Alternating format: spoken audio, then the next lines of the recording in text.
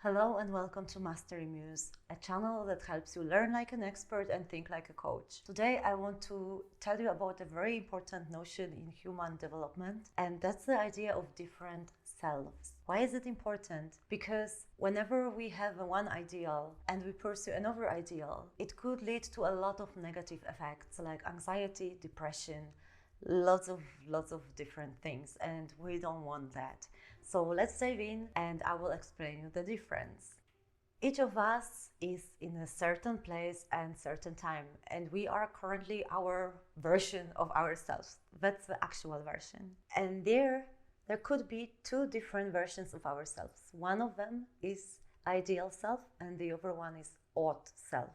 The ideal self is the version that we really want to become. We hope we get there. Maybe it's being a dancer, maybe it's being a musician, maybe it's being a doctor or a lawyer. Whatever you want to become, that's your ideal self. Maybe it just means being more peaceful or more empathetic. The other one is ought self. This is the version we believe we have to become because of some beliefs that we internalize. For example, you might think that you must or ought to graduate, to get a job in a corporation, to take a mortgage, to buy a house, to get married, and to have 2 children, and to go to the church every 2 weeks to say your sins, because this is what you've been told to do. Ideal self, it's a vision that comes from our own hopes and aspirations and our own wishes.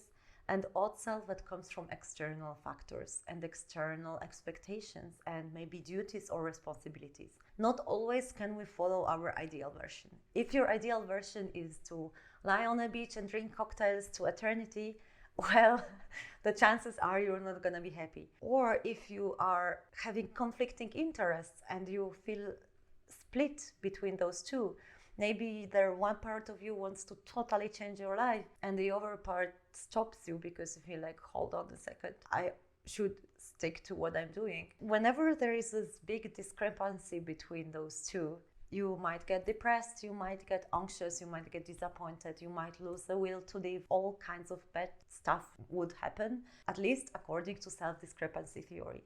The difference between ought and ideal self, I've learned during the course that I was pursuing through Coursera. It's about coaching for leadership and change. That's where I've got to know this concept. How can we develop in the ideal self direction?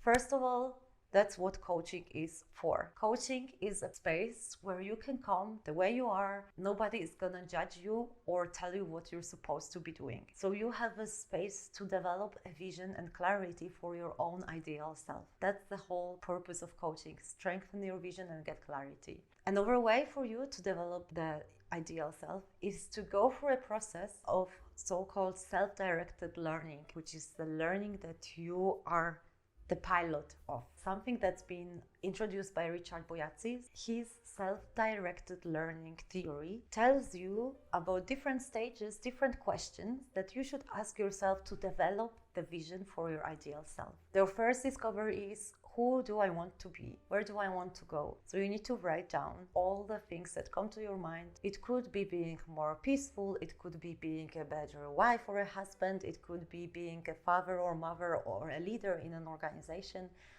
Anything that comes to your mind, that's your ideal self. That's the first discovery. The second discovery is focusing on the starting point, the real self. Where am I now? Who am I now? In the next step, compare the two, the ideal versus the real self. What are the strengths that are similar between those two? These are the things that connect your real self with your ideal self. Then write down the gaps. What do you need to develop to get into the ideal self?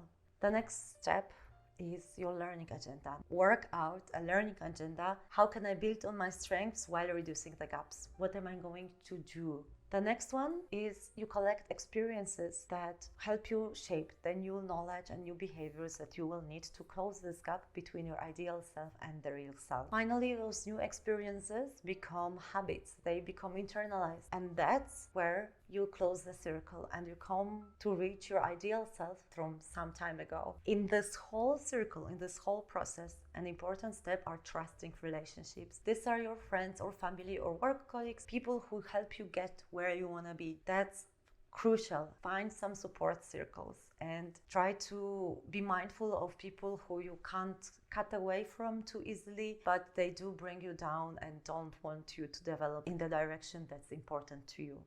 And now it's time to go through it again. You can create a new vision for yourself. Where are you now and what is the new vision? So let's break it down on an example. You start with defining your ideal self. That's the first question you need to answer for yourself. Who do I want to become? And write all these things down, like I have my diaries for everything. Let's say my ideal self is the TED Talk Marika. Yeah, it's the Marika that can get on a stage. She's confident, she's peaceful, and she knows exactly what to say without the bloopers.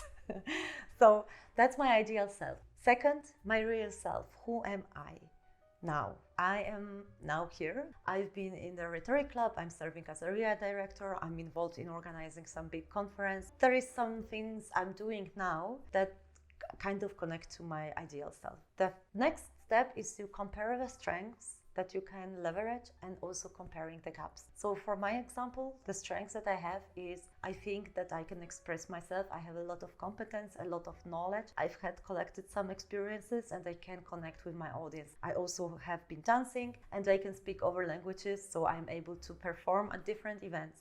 This will be the strengths that I can leverage. The next is the gaps. What are the differences between my ideal self and my real self? And right now, the difference is that my ideal self likes rehearsing her speeches much more than my real self does. I like to be more in the flow and more spontaneous, and I hate repeating the same scripts all the time. So there's a big difference, a big gap that I would see between my real self and my ideal self. So I have strengths, similarities, and I have gaps. Now I identify those. The next step is my learning agenda. How am I going to improve, build upon my strengths while reducing my weaknesses? That's where also my YouTube channel comes from, because I know that once I get used to it, I will build up the fluency and the confidence that my real self perhaps doesn't have yet, but my ideal self already possesses. The second part is being in Toastmasters, where I'm going every 2 weeks, because this is how I can improve my skills to get to that ideal self that I defined for myself. That's the learning agenda. And once I have this learning agenda, I came up with Toastmasters, I came up with my YouTube channel. Of course, I'm doing it. I'm collecting my experiences. I'm building up the new behaviors, eliminating wrong behaviors. I'm trying to pronounce words more carefully instead of just rushing through it with lots of movements. And that's how I'm getting in the direction of my ideal self and slowly closing the gap. The next stage is when these new behaviors and experiences are already what I need to actually get out there and give this TED Talk. And once this circle closes, I will be at a point where my ideal self would be my real self, and I can redefine the next vision and the next journey. This is the process we also used during my master's degree studies, where we started studying. We would be tasked to find a job description that we would like to pursue after our studies. By looking at this, you could see what competencies are needed. For example, you're starting this degree, and afterwards you want to work in a big corporation and manage processes, and your project management skills suck because you're a creative chaot. Well, you have a whole year to close this gap. The challenge is where you have a vision of ideal self and you don't break it down to pieces, you don't create a plan for yourself, but you just feel, I want to be like this, I am like this now, I suck, I will never be like that, and you give up and you don't even start. That's a sad life. And it really is sad, because when you reach your ideal self, you feel a lot of joy. This is huge elation, it's huge achievement. And if you don't get there, in the short term, you might be sad, you might feel disappointed, you might even get lower self-esteem or depressed.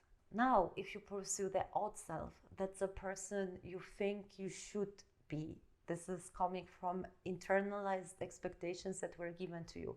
For example, if you were born into a family of doctors and you always liked music and you wanted to become a pianist, but everybody around you was telling you, you have to be a doctor, you have to study medicine, and you go to study medicine, in the short term you might feel relieved and relaxed once you get there. But if you don't get there, you will feel low self-esteem and you might get anxiety that you won't meet this external expectation. And ideal self, it's very important to create ideal self, and I believe that's why there is such a boom in the coaching industry, because exactly in coaching conversations you have a space to work out your own visions without any external expectations or judgments. So that's it for today. There was a lot to cover. Think about your ideal self and your real self, and try out this process or some kind of skill or some kind of attitude that you would like to develop.